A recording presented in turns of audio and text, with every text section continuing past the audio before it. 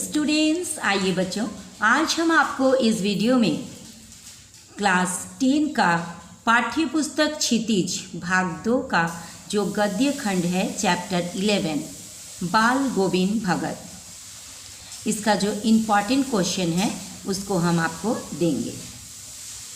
तो चलिए बच्चों, हम आपको सिखाते हैं। पहला क्वेश्चन है, खेती बाड़ी से जुड़े गृहस्थ बाल गोविंद भगत अपनी किन चारित्रिक विशेषताओं के कारण साधु कहलाते थे। यानी बाल गोविंद भगत जो जी थे वे साधु नहीं थे, लेकिन फिर भी उसे साधु, सब कोई साधु कहते थे, जबकि वो एक गृहस्थ थे, खेतीबाड़ी से जुड़े हुए गृहस्थ थे। वे खेतीबाड़ी का काम करते थे, लेकिन फिर भी किस विशेषता, चारित्रिक विशेषता के कारण उनको साधु क्यों कहलाते थे, इसका आंसर आपको लिखना है।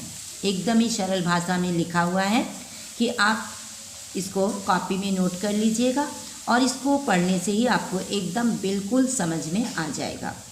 तो चलिए हम इसका आंसर बताते हैं। बाल गोविंद अपनी निम्नांकित विशेषताओं के कारण साधु कहलाते थे। फर्स्ट देखिए पॉइंट, बाल गोविंद कबीर को मानते थे, उन्हीं के गीत गाते थे, उन्हीं के आदेशों पर चलते थे। नेक्स्ट है सेकंड नंबर पॉइंट, वे कभी झूठ नहीं बोलते थे। थर्ड में है, उनके अंदर लालच नहीं था, लालच की भावना बिल्कुल उनके अंदर नहीं था। 4 नंबर, वे स्पष्टवादी थे, यानी जो कुछ भी बोलते थे साफ साफ बोल देते थे, और उनके स्वभाव में झगड़ा बिल्कुल नहीं था, यानी वे झगड़ालू स्वभाव के नहीं थे, किसी के साथ भी झगड़ा वे नहीं करते थे। 5th में है, वे आज्ञा लिए बिना किसी की कोई भी वस्तु या चीज़ ना ही छूते थे ना ही उसका प्रयोग करते थे, यानी किसी का भी बिना परमिशन का वो किसी का भी चीज़ को छूते भी नहीं थे और ना ही वो उसका व्यवहार करते थे। 6 नंबर में, वे सुख दुख की भावना से ऊपर थे, यानी वो सुख दुख को उतना मायने नहीं रखते थे, जानते थे कि ज़िंदगी है तो कभी सुख आएगा तो कभी दुख आएगा। लास्ट पॉइंट है 7th नंबर में, वे अपने खेत में उत्पन्न वस्तु को पहले कबीरपंथी मठ में ले जाते थे, वहाँ से प्रसाद स्वरूप जो मिलता उसे घर लाकर अपनी गुजर चलाते थे। यानी वे खेत में जो कुछ भी फसल उगाते थे उन वस्तु को लेकर के वो सबसे पहले क्या करते थे, कबीरपंथी के मठ में लेकर जाते थे, फिर वहाँ से जो कुछ भी उनको मिलता था उन्हीं को वो प्रसाद स्वरूप घर में लाते थे और उसी से उनका गुजर बसर चलता था। बहुत ही ये इम्पॉर्टेंट क्वेश्चन है, ठीक है बच्चों। चलिए नेक्स्ट क्वेश्चन को देखते हैं। नेक्स्ट क्वेश्चन है, भगत की पुत्र वधू उन्हें अकेले क्यों नहीं छोड़ना चाहती थी। ठीक है, देखिए उत्तर देखिए, जब भगत के बेटे की आकस्मिक मृत्यु हो गई, आकस्मिक मतलब अचानक जब उसका मृत्यु हो गई, तब बाल गोविंद भगत ने अपनी पुत्र वधू को उसके भाई के साथ जाने को कहा और उसकी दूसरी शादी करने का आदेश दिया। अचानक जब उनके बेटे का मृत्यु हो जाता है तो बाल गोविंद भगत जी अपने पुत्र वधू के जो भाई थे उनको बुलाते हैं और उनको आदेश देते हैं कि वो अपना बहन का दूसरा शादी करवा दे, पर उनकी पुत्र वधू भगत को अकेले छोड़कर नहीं जाना चाहती थी। इसका कारण ये था कि उसके जाने के बाद उनके लिए बुढ़ापे में भोजन बनवाने वाला कोई नहीं था, यानी भगत जी को पुत्र वधू के अलावा उनका कोई भी नहीं था। जो एक बेटा था वो भी, उसका भी मृत्यु हो गया था। अब पुत्र वधू के अलावा उनके पास कोई नहीं था, इसलिए उनका खाना बनाने का कोई नहीं था। उनके बीमार पड़ने पर उन्हें चुल्लू भर पानी भी देने वाला कोई नहीं था। वो उन्हीं के चरणों में रहकर अपना वैधव्य काट देने को तैयार थी, यानी विधवा जीवन। वैधव्य मतलब विधवा जीवन, जिसका पति मर जाता है उसको विधवा कहते हैं। तो उनका जो पुत्र वधू थी वो बाकी जीवन, पूरा जीवन उनके ही चरणों में यानी बाल गोविंद जी का सेवा करके ही कटा देना चाहती थी। ठीक है, नेक्स्ट क्वेश्चन देखिए 3rd नंबर में। भगत ने अपने बेटे की मृत्यु पर अपनी भावनाएं किस तरह व्यक्त की? आंसर देखिए, भगत ने अपने बेटे की मृत्यु पर अपनी भावनाएं कबीर के भक्ति गीत गाकर व्यक्त की। उन्होंने अपने पुत्र के शरीर को एक चटाई पर लेटा दिया। यानी जब अचानक भगत जी के बेटे का मृत्यु हो गया तो उन्होंने क्या किए, उनके शव को, उनके शरीर को एक चटाई पर लेटा देते हैं, उसे सफ़ेद चादर से ढक दिया, कुछ फूल उस पर बिखेर दिए और एक दीपक जला दिया। अपनी पुत्र वधू से शोक की जगह उत्सव मनाने को कहा, क्योंकि उनका कहना था कि उनके पुत्र की आत्मा का मिलन उसके परमात्मा से हो गया है। उनका मानना था कि आत्मा परमात्मा से मिलता है मृत्यु के बाद, और उसका पुत्र का जो आत्मा है वो भी परमात्मा से मिलने के लिए गया है। इसलिए अपना पुत्र वधू से कह दिया बाल गोविंद भगत जी कि अब शोक नहीं मनाओ, बल्कि उसके बदले में उत्सव मनाओ, क्योंकि आत्मा जो है वो परमात्मा से मिलने गया है। 4th नंबर क्वेश्चन देखिए, भगत के व्यक्तित्व और उसकी वेशभूषा का अपने शब्दों में चित्र प्रस्तुत कीजिए। ठीक है, बहुत इंपॉर्टेंट क्वेश्चन है। उनका व्यक्तित्व बताने होगा और उनका जो वेशभूषा था उसको बताने होगा। आंसर देखिए, भगत जी कबीर के आदेशों का पालन करने वाले व्यक्ति थे, यानी कबीर जी के आदेशों पर वे चलते थे। गृहस्थ होने के बावजूद उनमें साधु वाले गुण थे। वह ना किसी से झगड़ा करते थे, ना किसी को कष्ट देना चाहते थे, बिना आज्ञा के किसी की वस्तु को नहीं छूते थे। सर्दी के मौसम में भी वे गंगा स्नान करके आते थे। गुणों के साथ साथ उनकी वेशभूषा भी साधुओं जैसे ही थी। वे एक गोरे चिट्टे और मझोले के व्यक्ति थे। यहाँ पर हो जाएगा मझोले कद वाले। क्या होगा? मझोले कद वाले, यानी वो मीडियम साइज के, ना ही ज़्यादा उनका हाइट था, ज़्यादा लंबा थे, और ना ही एकदम नाटा थे, वो मीडियम साइज के थे। इसीलिए यहाँ पर होगा मझोले कद के व्यक्ति थे। उम्र उनकी 60 वर्ष के ऊपर की थी। उनके बाल पक गए थे, चेहरे पर सफ़ेद दाढ़ी, गले में तुलसी के जड़ की माला तथा नाम मात्र वस्त्र पहनते थे। नाम मात्र वस्त्र मतलब एक लंगोटी थे कमर में, और उनके माथे पर कबीर के कनपट्टी वाले टोपी थे। और ठंडे के समय में जब शीत ऋतु आती थी तब वे एक काली कंबल ओढ़ लेते थे। बस उनके पास उतना ही वो जो कपड़ा है उतना ही कपड़ा वे यूज़ करते थे, ज़्यादा कपड़ा नहीं। उनकी कमर में केवल लंगोटी रहती थी और सिर पर कबीर पंथियों वाली कनपटी टोपी। जाड़ा आने पर काली कमली मतलब कंबल ओढ़ लेते थे। ठीक है, एकदम साधारण जैसे वे रहते थे। कोई साधु का वेशभूषा उनके पास नहीं था, लेकिन उनका व्यवहार साधु जैसे था, इसलिए लोग उनको साधु कहते थे। ठीक है, नेक्स्ट क्वेश्चन देखिए 5 नंबर में। बाल गोविंद भगत की दिनचर्या लोगों के अचरज का कारण क्यों थी? अचरज मतलब आश्चर्य, क्यों थी? आंसर देखिए, भगत की दिनचर्या लोगों के अचरज का कारण बन गई थी, क्योंकि वृद्ध होने के बावजूद भी अपने सिद्धांतों तथा आदेशों का गहराई से पालन करते थे। वो अकेले ही खेती करते थे तथा सर्दी में भी गांव से 2 मील दूर गंगा में से नहीं होगा, गंगा में, ठीक है, गांव से 2 मील दूर गंगा में स्नान करने जाते थे। लौटते समय पोखर के किनारे प्रभु भक्ति के गीत गाते थे। उनके इन प्रभाती गानों को सुनकर लोग सचमुच हैरान रह जाते थे, क्योंकि वे इतने बूढ़े हो गए थे, फिर भी इसके बावजूद भी उनके सिद्धांतों और आदर्शों में कोई भी कमी नहीं था। वे कबीर जी के कहने पर, उनके आदेशों पर चलते थे और वे अकेले ही खेती भी करते थे।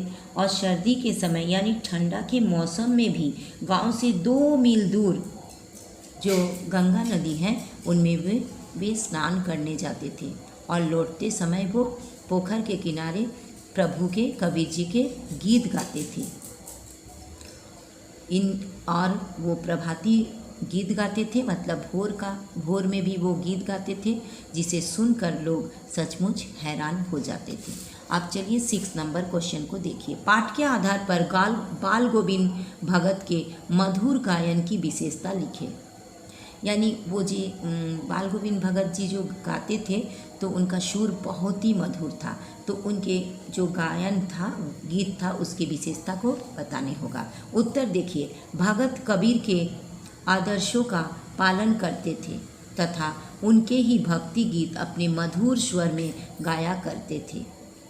उनके कंठ की मधुरता इतनी मनमोहक थी कि लोग मंत्रमुग्ध होकर उनको गुनगुनाने लगते थे।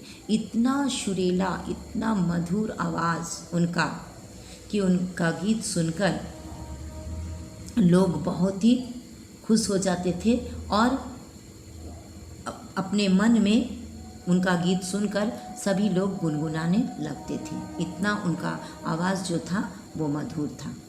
ठीक है, नेक्स्ट क्वेश्चन देखिए 7 नंबर में। बाल गोविंद भगत जी अपनी पतोहू को उत्सव मनाने को क्यों कहते हैं? यानी जब बाल गोविंद भगत जी के इकलौता पुत्र का मृत्यु हो गया, अचानक मृत्यु हो गया, तो उनका जो पतोहू थी वो बहुत रो रही थी। तब उन्होंने कहा कि अभी रोने का समय नहीं है, दुख मत करो, दुखी मत हो, बल्कि ये उत्सव मनाने का समय है। उन्होंने ऐसा क्यों कहा? आंसर देखिए, भगत के अनुसार मृत्यु शोक का कारण ना होकर उत्सव मनाने का दिन होता है। बाल गोविंद भगत का मानना था कि आत्मा परमात्मा का ही अंश है। मृत्यु के बाद आत्मा शरीर को छोड़कर अपने प्रिय परमात्मा से जा मिलती है। यानी इंसान का जब मृत्यु हो जाता है तो उसका आत्मा नहीं मरता है, शरीर नाश होता है, शरीर का नाश है, लेकिन आत्मा का नाश कभी नहीं होता है। तो भगत जी मानते थे इस बात को कि मृत्यु के बाद आत्मा परमात्मा से यानी प्रभु से मिलने के लिए जाता है। अतः इससे अधिक आनंद की बात क्या होगी कि आत्मा परमात्मा से, प्रभु से मिलने गया है। इससे खुशी का बात ज़्यादा क्या हो सकती है। अपने इसी विश्वास के कारण वे अपने पुत्र की मृत्यु के बाद भी भजन गाते रहे और अपनी पुत्र वधू को भी रोने के बदले उत्सव मनाने को कहते हैं। नेक्स्ट क्वेश्चन देखिए 8 नंबर में। बाल गोविंद भगत पाठ में किन सामाजिक रूढ़ियों पर प्रहार किया गया है? आंसर देखिए, बाल गोविंद भगत पाठ में बाल गोविंद भगत ने अपनी पुत्र वधू से अपने बेटे को मुखाग्नि दिलाई, जबकि स्त्रियों को अंतिम संस्कार करने की आज्ञा नहीं दी जाती है। भगत ने अपनी पुत्र वधू का पुनर्विवाह करने का निश्चय किया, जबकि समाज में विधवा स्त्री के पुनर्विवाह का प्रचलन नहीं है। तो ये 2 पॉइंट याद रखिएगा। क्या क्या 2 पॉइंट है? एक कि उनके पुत्र के मृत्यु के बाद अपना पुत्र वधू से उनके मुखाग्नि करवाई गई, जो कि हिंदू समाज में ये नियम नहीं है अंतिम संस्कार स्त्रियों से नहीं करवाई जाती है, लेकिन फिर भी बाल गोविंद भगत जी ने किए थे। और दूसरा पॉइंट क्या है, उन्होंने पुत्रवधू को, अपने पतोहू को दूसरा विवाह करने का आदेश दिया था, जो कि हमारे समाज में विधवा स्त्री के पुनर्विवाह का प्रचलन नहीं है। इस कारण उन्होंने इसी प्रकार समाज के जो रूढ़िवादी सामाजिक रूढ़ियों पर इसी प्रकार से उन्होंने प्रहार किया था। नेक्स्ट क्वेश्चन देखिए 9 नंबर में, बाल गोविंद भगत के संगीत को लेखक ने जादू क्यों कहा है? बहुत इंपॉर्टेंट क्वेश्चन, ठीक है। पाठ के आधार पर इसका कारण स्पष्ट कीजिए। बाल गोविंद भगत, उत्तर देखिए, बाल गोविंद भगत का स्वर बहुत ही मधुर था। कबीर के पद उनके कंठ से निकलकर सजीव हो उठते थे। बाल गोविंद भगत के गीतों को सुनकर हर आयु वर्ग, यानी बच्चे, बूढ़े, जवान, सभी कोई, हर आयु के वर्ग, हर आयु के लोग, आयु वर्ग का व्यक्ति मोहित हो उठता था। धान रोपते समय जब वे गाते तो बच्चे उसे सुनकर झूमने लगते। मेड़ों पर खड़ी औरतें गुनगुनाने लगते। हलवाहों के पैर संगीत की ताल से उठने लगते। रोपनी करने वालों की उंगलियां एक क्रम से चलने लगती। जो धान का रुपाई कर रहा है, ठीक है, वो भी खुशी से उनका गाना सुनते सुनते धान का रुपाई एक लाइन से करने लगते। वही शाम के समय संध्या गायन के समय जब बाल गोविंद गाते गाते नाचने लगते तो साथियों के तन और मन दोनों ही नृत्यशील हो उठते। इसलिए लेखक ने बाल गोविंद भगत के संगीत को जादू कहा है। नेक्स्ट क्वेश्चन देखिए, लड़के के देहांत के बाद बाल गोविंद भगत ने पतोहू को किस बात के लिए बाध्य किया? उनका यह व्यवहार उनके किस प्रकार के विचार का प्रमाण है? आंसर देखिए, लड़के के देहांत के बाद पतोहू को उसके भाई के साथ भेज दिया। उसे निर्देश दिया कि उसकी दूसरी शादी करवा दे। ये कार्य भी उसकी रूढ़ि विरोधी प्रगतिशील विचारधारा का परिचायक है। वे विधवा विवाह के समर्थक थे। अब लास्ट क्वेश्चन देखिए 11 नंबर में, किंतु मालूम हुआ जैसे तागा टूट गया हो, माला का एक एक दाना बिखरा हुआ। पंक्ति का आशय बाल गोविंद भगत पाठ के आधार पर समझाते हुए बताइए कि गांव वालों को कैसे विदित हुआ अब भगत नहीं है। विदित हुआ मतलब कैसे पता चला कि अब भगत नहीं रहे। आंसर देखिए, प्रस्तुत पंक्ति से लेखक का आशय ये है कि जिस प्रकार माला का धागा टूटने पर उसका प्रत्येक मोती बिखरा हुआ दिखाई देता है, उसी प्रकार संध्या में जब बाल गोविंद अपनी दिनचर्या के अनुरूप यानी प्रतिदिन के जैसे भजन गा रहे थे तो उनका प्रत्येक स्वर बिखरा हुआ प्रतीत होता। उसमें मधुरता व सुरों की लय का अभाव था। प्रतिदिन जैसे वे सुर से गाते थे, उस दिन उनका जो संगीत था, उनका जो सुर था, वो थोड़ा लड़खड़ा रहा था, लेकिन फिर भी वे गीत गाए जा रहे थे।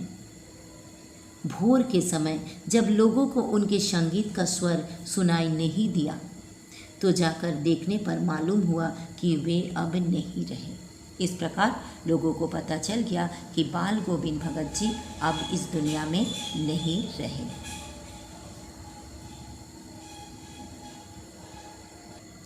तो बच्चों, अगर आपको ये वीडियो अच्छा लगा लाइक कीजिएगा, अपने दोस्तों में भी शेयर कीजिएगा ताकि आपके दोस्त भी सीख सकें। और बच्चों, अगर आप पहली बार मेरा चैनल को देख रहे हो तो प्लीज़ प्लीज़ प्लीज़ सब्सक्राइब कर दीजिएगा। मेरा और एक नया चैनल है मुक्ता मिस क्लास 1 to 7, तो प्लीज़ प्लीज़ प्लीज़ उसमें भी सब्सक्राइब कर दीजिएगा। तो फिर मिलेंगे नेक्स्ट वीडियो में। Thank you so much, bye bye.